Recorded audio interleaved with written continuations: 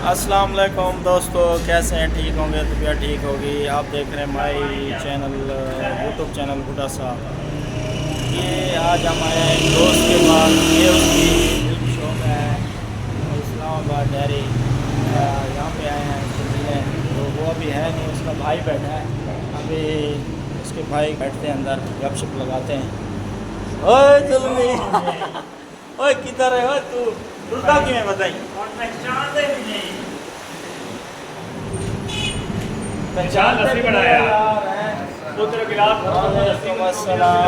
ये हमारे दोस्त हैं जी। बड़े साहब तो है नहीं, फिर किधर गया था तू? हैं? क्या हालत बन गई तेरी यार भाई, इसका क्या हालत बना दिया आपने? बलंजर हमारा पड़ा था ना इधर।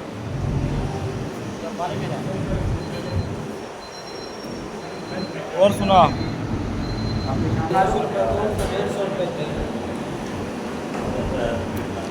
बोल उसको आप सुजैर भी आया हुआ है, रफीक भाई है। ये ना है अली पूरे 50 कितने ही डालो। आधी दिया